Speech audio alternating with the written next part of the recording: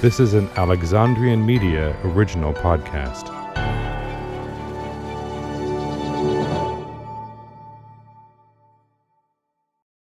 This week on the Composer Chronicles, I have the pleasure of introducing you to Brooks Leibee.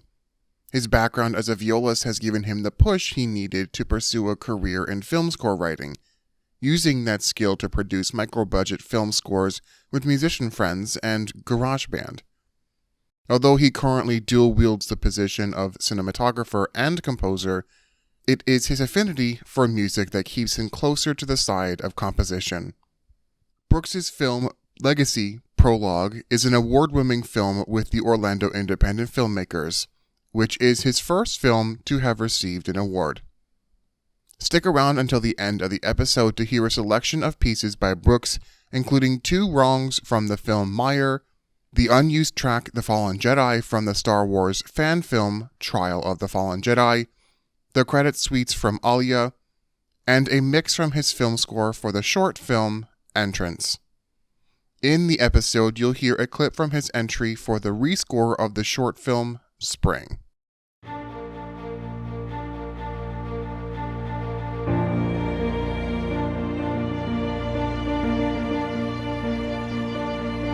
This is the Composer Chronicles, a podcast that recounts the stories of composers past and present through the music they write. I'm Stephen Trigar, and this is episode number 48, Brooks Leibee.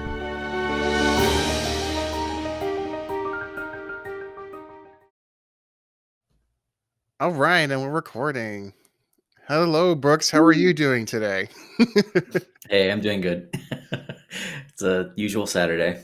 Yeah, it's a gorgeous day out. It's a little cold here in northeastern Pennsylvania. I think when I went out on my walk this morning, it was about 35 degrees, and I had to put my Not that cold here. I had to put my winter coat on for that walk. It's also a bit breezy, but lucky you.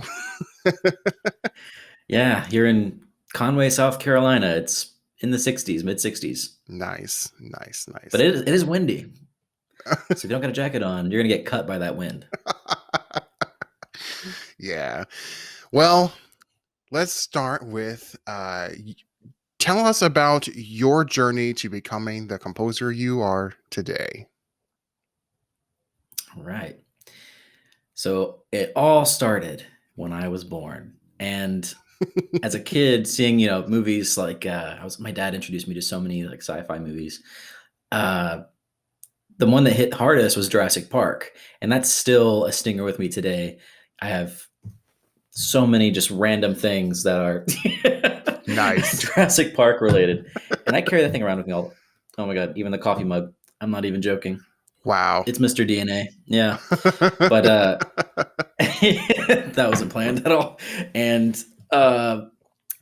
just every single facet of that film, including the music, really set a lot of planted a lot of seeds into what I would want to go into job wise or for just exploration.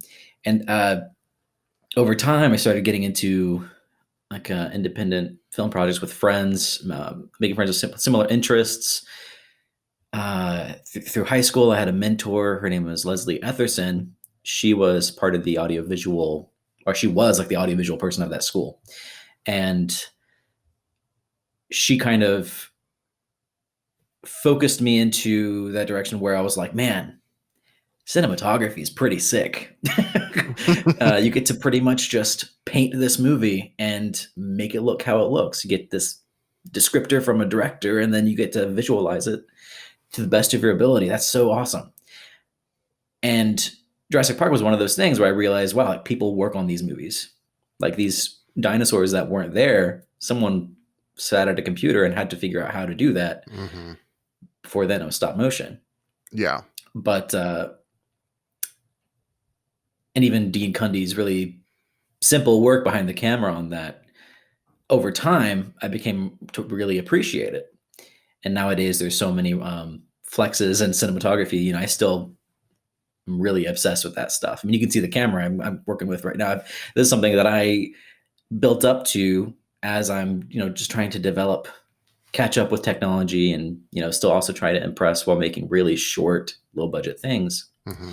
And Leslie Etherson, just to wrap back to that, she is pretty much the reason why I push towards that, because she really helped me focus on why I'm interested in that.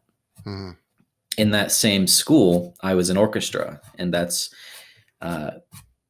started my musical journey in middle school with Robert Kirkman's orchestra. He did this little presentation for the intermediate school before the kids go over.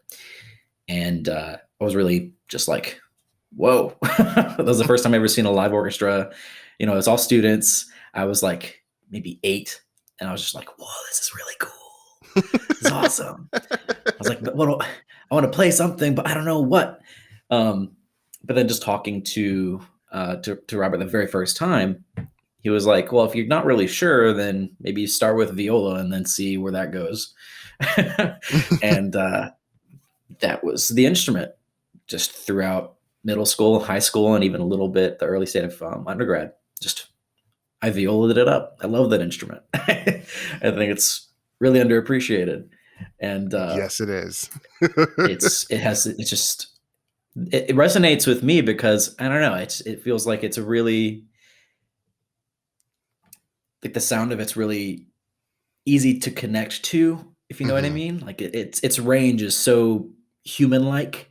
It's nothing to where it exceeds a certain range. It's a really comfortable.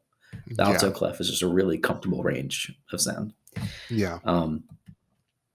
Then through on to high school, the people that really helped guide me in that, just to figure out what the heck I was in for, was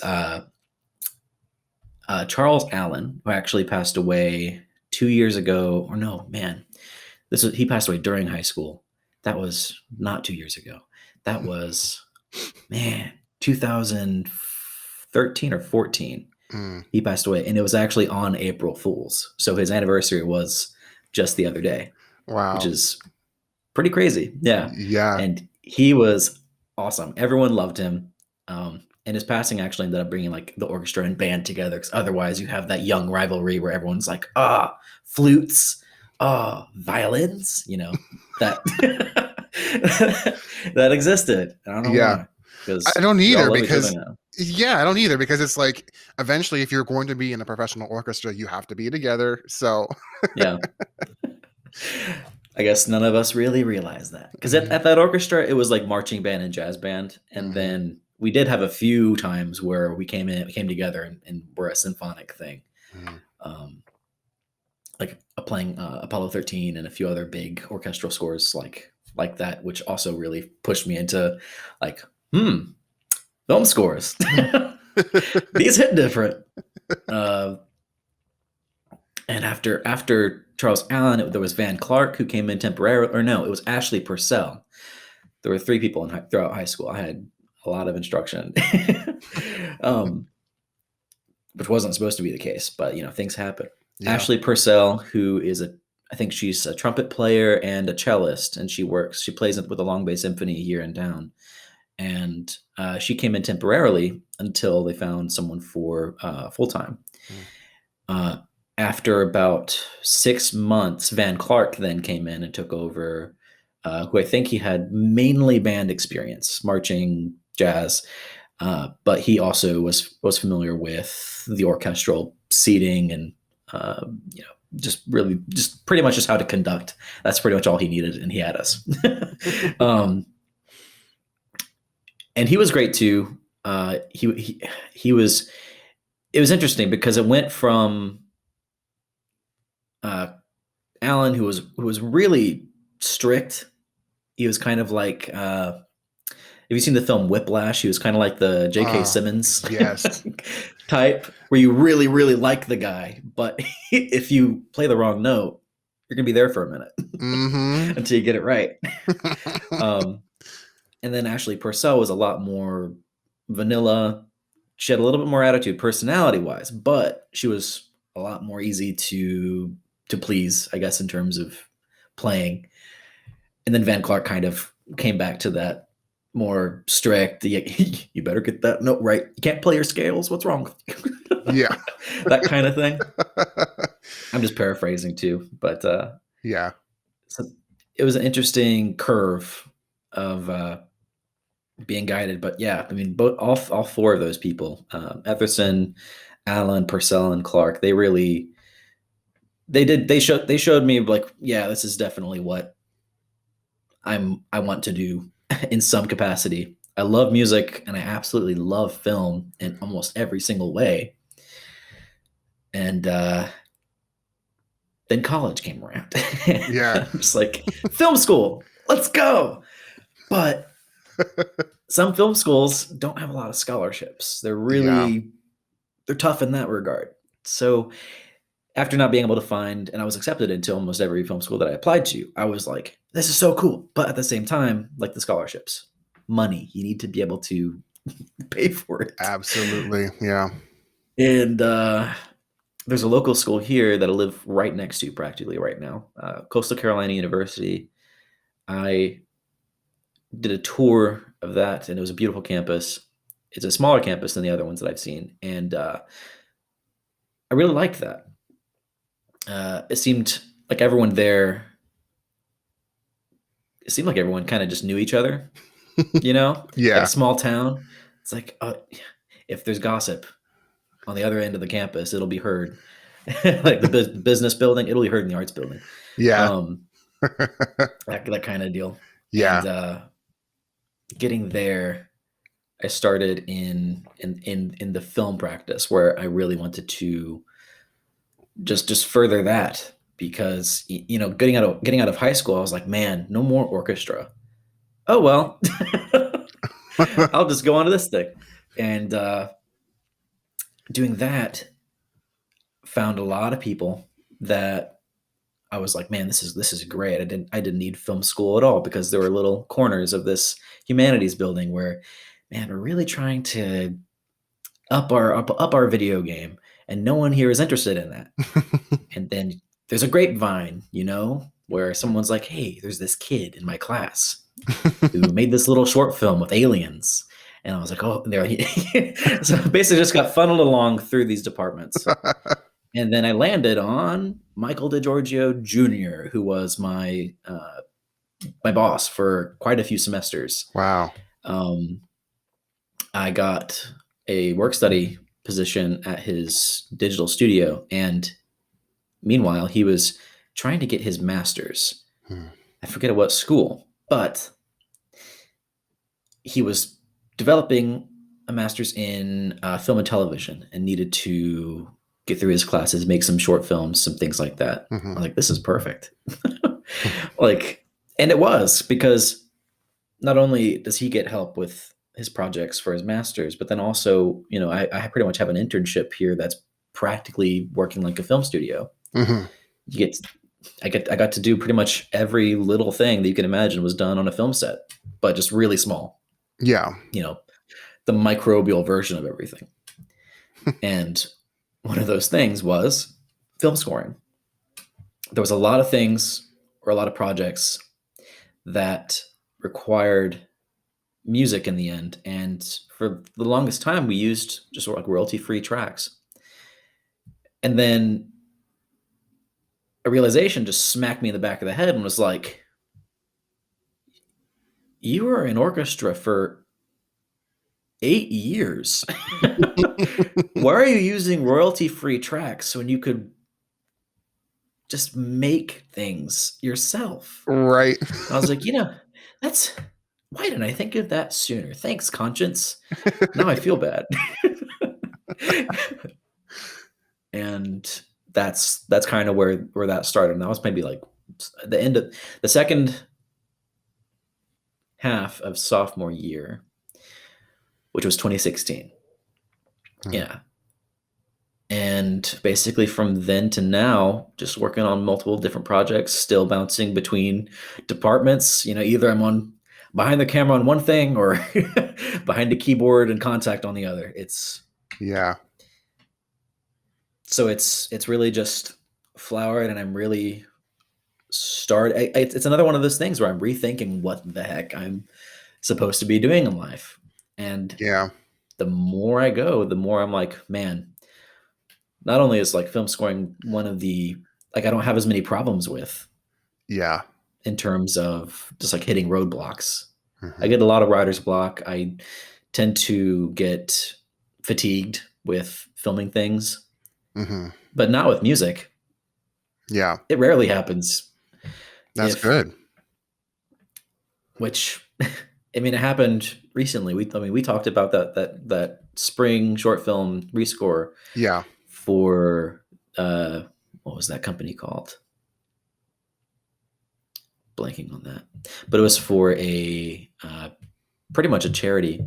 And before then, that was probably the first major writer's block I got for writing music, and it was for maybe a good month and a half, where I was just like, "There's nothing in my head musically." Yeah.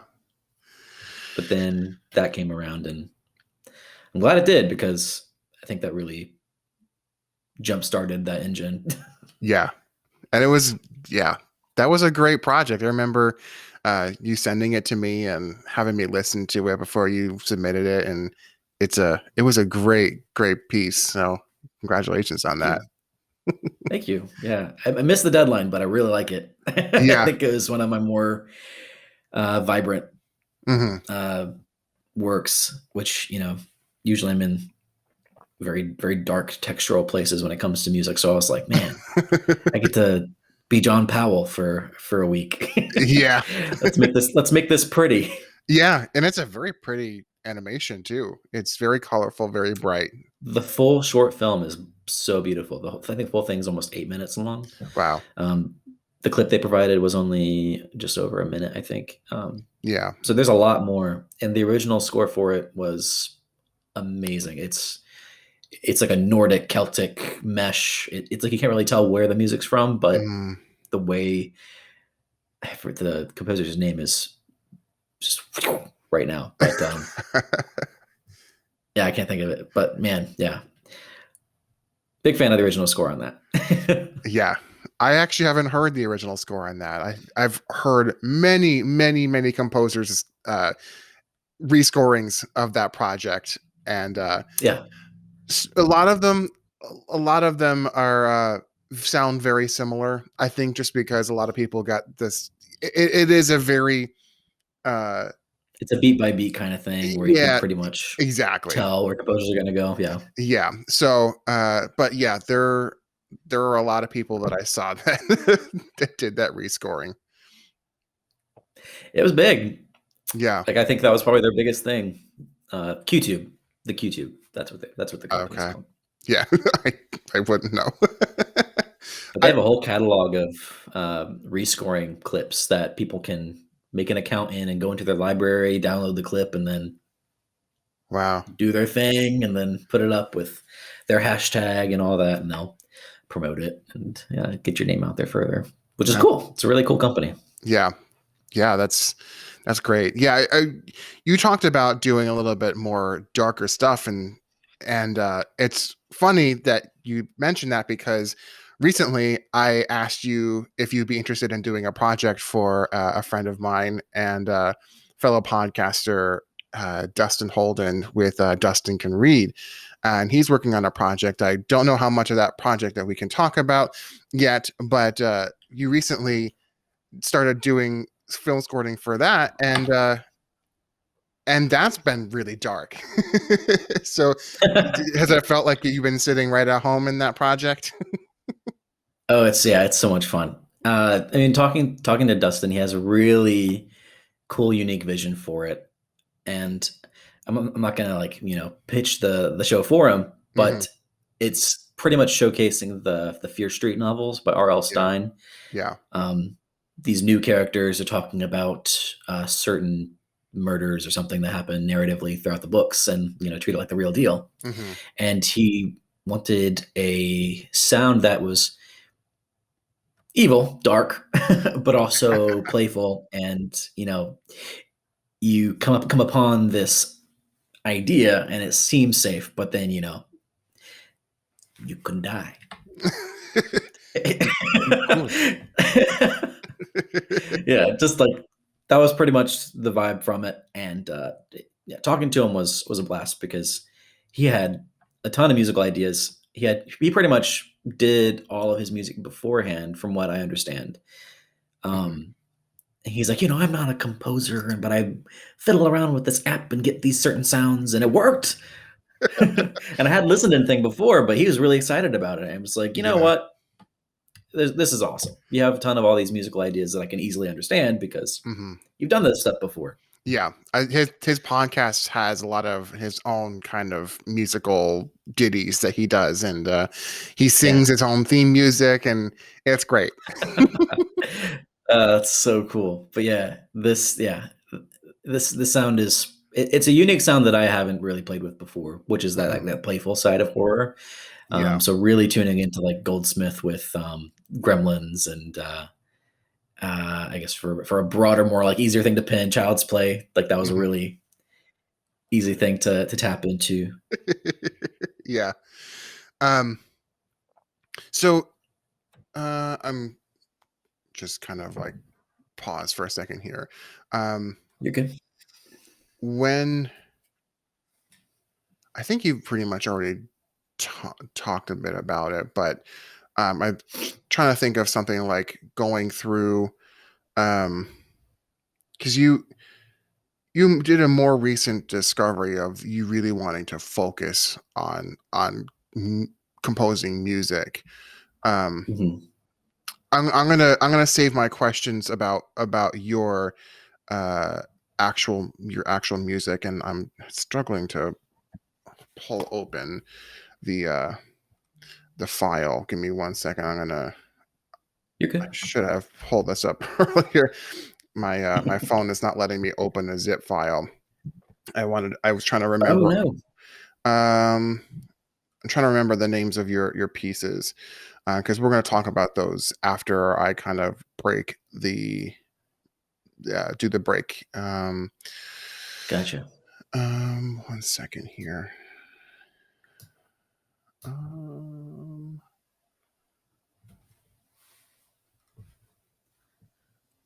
there we go.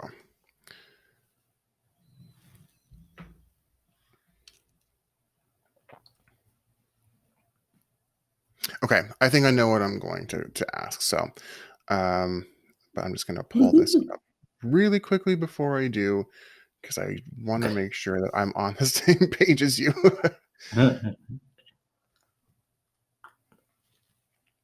Okay. I put too much creamer in this coffee, Oh no. but it's fine. I I left my water in the freezer for too long. I have too many big ice chunks. Oh no. Big ice chunks. Um, Crunch, crunch. yeah. Here's the ASMR section of the podcast. Oof. I don't really understand ASMR. I don't necessarily like it. I think it's because I have the same kind of response to certain music where it's purely textural based, like someone rips apart a string or bashes a piano, where I'm just like, there's something really satisfying about that. I don't know what it is. I think it's that similar thing. Someone bites into a cabbage and someone's just like, ooh. Yeah. It's like, so like I don't like the whispering. That's one thing Oh, that I yeah, don't that's like. different. Mhm. Um I think like sound like doing that for like sound design is great. But like all the like biting into a cabbage and everything. But ASMR, I don't like. For a longest time, there was an ad popping up on my Facebook page that was for a cereal company called Magic Spoon, and Magic Spoon was doing these commercials, and there's several of them that were like reaching out to ASMR artists, and all of their commercials were just, and now we're pouring the cereal into the bowl, and I'm like, oh my god, stop, please. This is the worst commercial That's the ever. strangest marketing strategy I've heard in a while, but I Yeah, mean, there's an audience for that. yeah, I guess they're gonna I wonder what the rebound was for sales for them after that. Like, did they get more customers? They I probably don't did. know.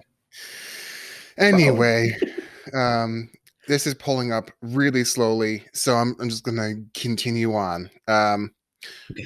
So people who are going to be listening to the full episode are going to get a chance to hear several of your pieces. What are the pieces that those people are going to hear?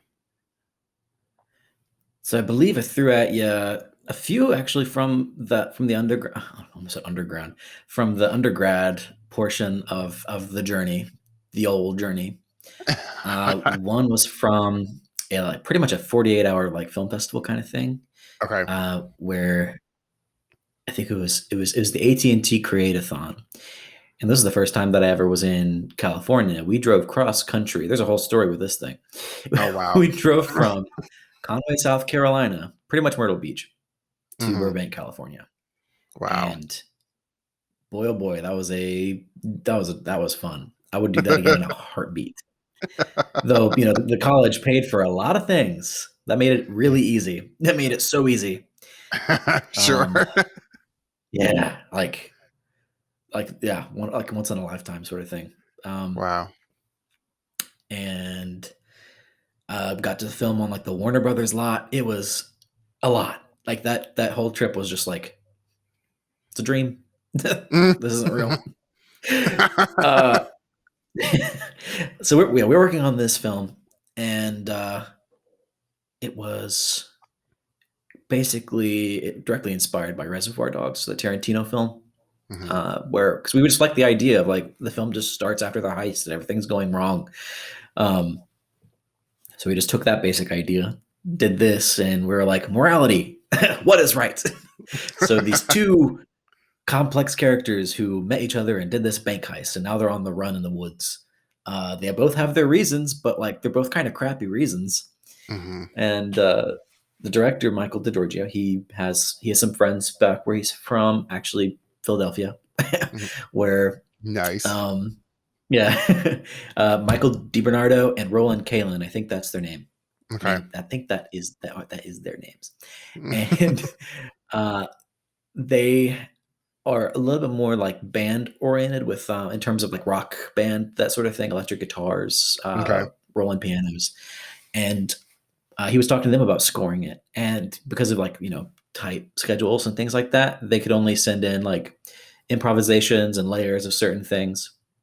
This is for the first project where I really was like, let's step up. And in the hotel, and actually before then, while they were sending in things, my friend Josh, who basically started at the same time as me, he's a cellist, asked him to come into our little studio, into our little sound booth, and just improv on a cello, smack it a little bit, just do some random melodic lines, do some Bartok pizzicato, just really things that could just sell for like an unsettling textural kind of thing.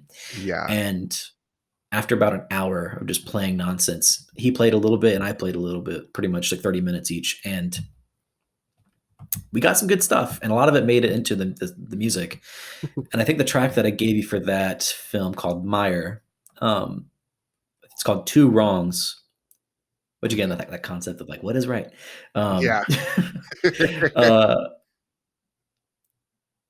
that showcases a little bit of that. Mhm. I forget how that track actually goes. It's been a while. But I believe there is some smacky cello up in there, up with a lot of Roland and DiBernardo's stuff as well. I think I picked that track because it's a little bit of everything. It kind of embodies what that score is, sound wise, and who Mhm. worked on it. Mhm. My friend Jose, who I still work with, he did some marimba sustains for that, which sold many a scene. The smallest idea can really go a long way.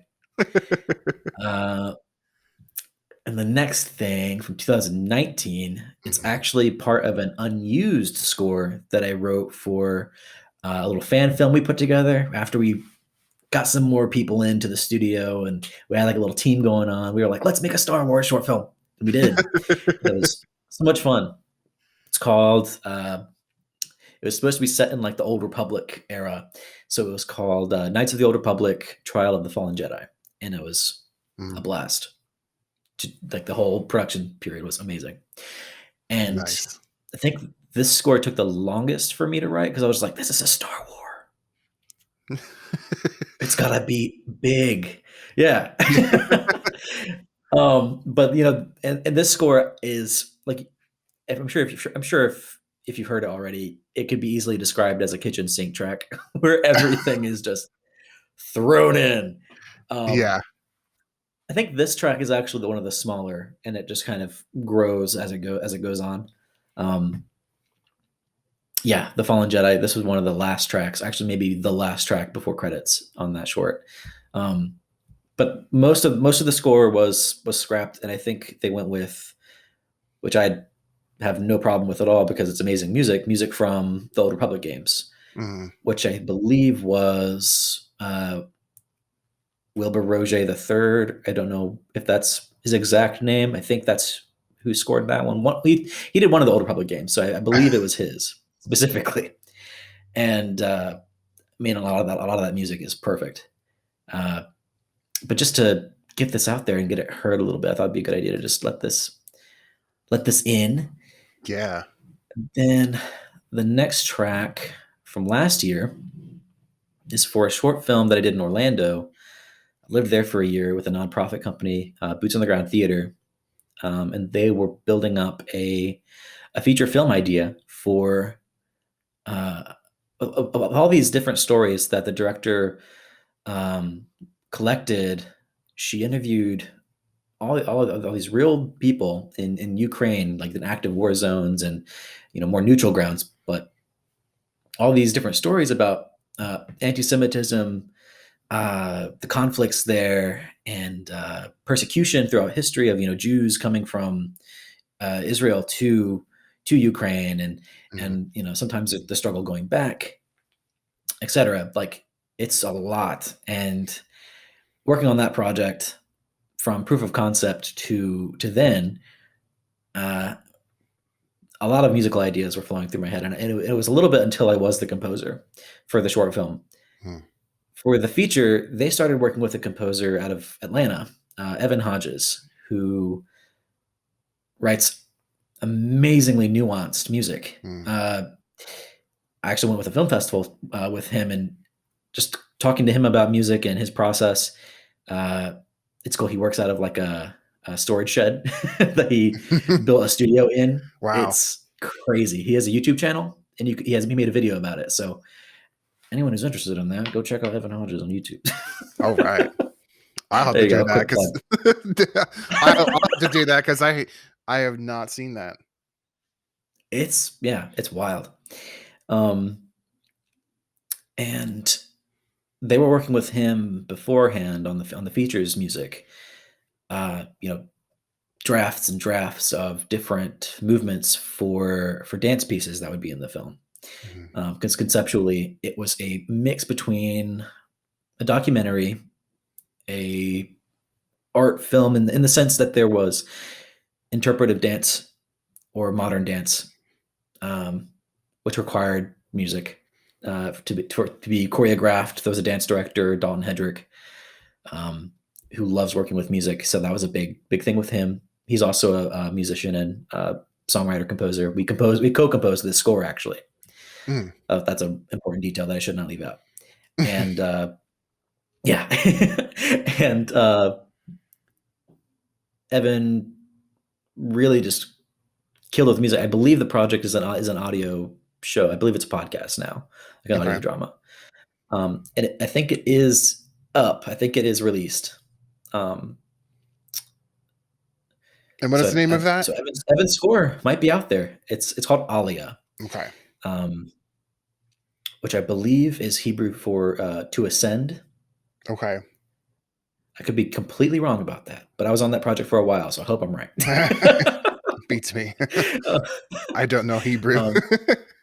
But it's a beautiful project, and I haven't checked out the audio drama yet.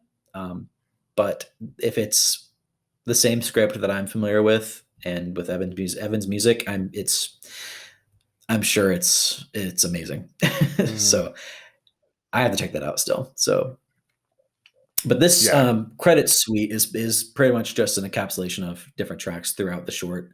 The short's almost, Mm, or I think it's a little over 30 minutes long. So there's a ton of music to just pluck out, put in the credit suite, tweak it a little bit so it's got some originality. yeah. I think the main difference with the credit suite and the actual to picture tracks is there's a little bit less uh, synthesis. There's less electronic Hmm. sounds, and it's a lot more organic. Okay. Um, I forget the creative choice for that, but it sounds great. um, and then the last two pieces on there, the full score for my last short film that I got to direct with OIF, which is the Orlando Independent Filmmakers Group in Orlando. It's a short horror film called Entrance, and it's basically just an idea that I had for this 1917 promoted filmmaker challenge where they're like, we want to see you make your best like one take short film. And I was like, how cool would it be if it was like a home invasion film, but the invasion already happened and it's a seance and they're trying to bring this rebirth goddess back into, dominion over the planet, this is really just, really, that's really just like heavy and kind of silly idea, but, executed right, it could be awesome. Hmm. This thing was a lot of fun to make. The one take idea did go through. It is a one take idea, and it develops towards it becoming a little smaller Hmm. than the initial idea, which I think worked in its favor. And this score was also co-composed with a guy named Ben Shepler, who is a audio engineer, sound designer. He's like a multi-tool of audio, but he really wants to start getting into film scoring too. So him and I are kind of like in a pact. We're like, we'll do this. um, we will work together. We're actually working together on a project right now, which has been a lot of fun too. Nice. Um, but this thing, Ben, the crazy guy that it is, that he is, um, I had this idea of this cult that's doing this thing, causing all these supernatural problems. They are basically the last remnants of this like ancient, uh, I guess, like commune or yeah, just cult. We'll say cult. I don't want to get too specific. That have this deep-seated like Babylonian faith. Okay. So there is this tablet. It's scripture, but it's like one of the oldest creation myths in history. And I discovered this through a video game called Abzu. A lot of that scores or lyrical choral work is derived directly from that. Austin Wintory's score is insane in that. I love it so much. Yeah. And I just love that idea of taking a pre-existing historical lyric and having it tell another story in the background. Mhm. I mean, because as the game's going on, there's literally these voices telling the same story, um, but in like this just really connective emotional sense, and Mhm. that's what really sold it for me. So I was like, man, that's a really beautiful use of the lyric. What if it was a really evil use of the lyric? So talking with Ben, and he knocked it out of the park. He and 9 other singers. He wrote and performed with them. Uh, Basically, just the same treatment, a creation story behind the scenes. Mhm. Because these guys are just the cult's just trying to basically change the world order and just make it new, make it how they want it. Yeah. Um, so I thought that was a fun idea, and he did that, and his wife sings in it, and she goes from her lowest note up to an E6 on a continuous gliss, and there's no cuts in that Wow. track. She just goes up there and holds that note, and you hear it in there. Like, whoo! He layered some other voices up in there, but woo, yeah, you'll hear her. Insane, absolutely insane, superhuman. And Yeah. when he actually did that first, and over all of that, my friend Jose, who I talked about in Meyer, he did the marimba stuff. He's great. He's a fantastic engineer and has a arsenal of amazing microphones. I asked him if he could record myself and um, a previous collaborator and friend, Chad Hammer, who's a cellist, who actually plays with Purcell a lot in Long Bay Symphony in town, and record our strings a bit, get some creepy, spooky layers up in there. So it was just him and I, and we both did maybe like 6 tracks, just dubbing over each other, playing mostly really quiet, and then just gained up a little bit in the mix just to make it sound fuller. We're all panned, so we try to sound as big as possible, and that was probably my favorite thing that I've done yet, just because Wow. it's like that's pretty much all that I love. I love dense scores that have a lot of layers, a lot of things to just pick through, and absolutely just adore texture. So anytime that I get the chance where I can fiddle around, I call my viola treatment like a like I don't know, like a honeybee. It sounds like there's a fly in your ear, Yeah. like over a decaying body. Yeah, it's unsettling. It's really creepy, but I had a blast playing it, and it sounds so cool. Yeah.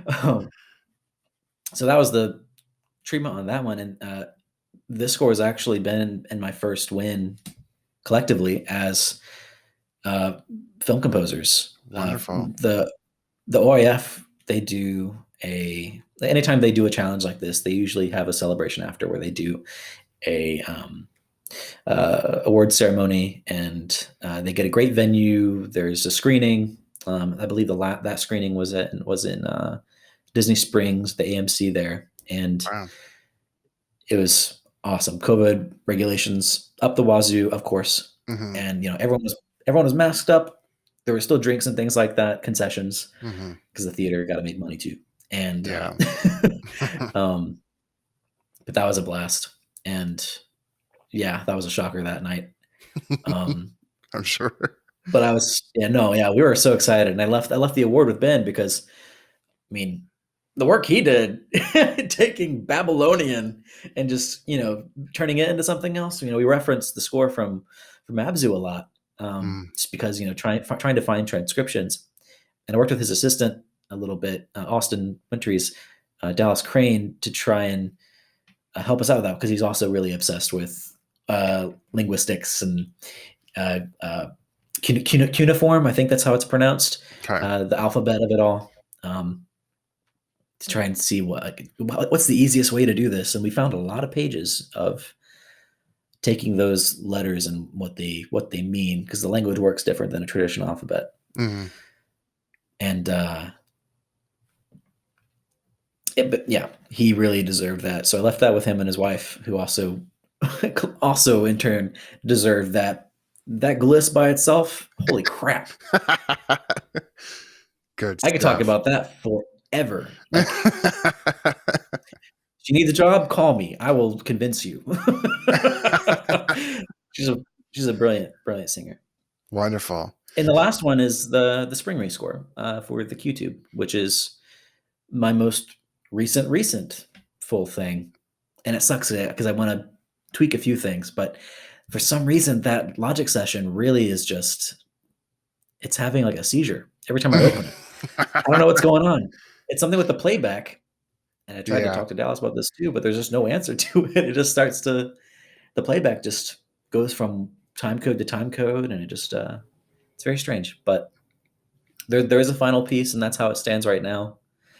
The tweaks aren't really anything that would change it that much. But yeah. so that Those are the things. Nice. And anybody who wants to listen to those incredible pieces can listen to all those on the full podcast. So this is the end of our YouTube video. So go and listen to the rest of this episode on your favorite podcast platform. And if you want to continue watching the full video, you can sign up to the $5 Rebellion tier or the $10 Wagnerian tier on my Patreon page. And all of those links are in the description below. So click on those and go finish this episode. It's going to be great. Yes. Thank you so much for watching this video. Listen to the full episode on your favorite podcast platform, and if you want to watch the full, unedited video of this episode, become a member on my Patreon for only $5 a month. Patreon members also get access to ad-free versions of the podcast, so head on over there for some great bonus content while supporting the Composer Chronicles. You can find the links to the podcast and the Patreon in the description below, and I can't wait to see you there.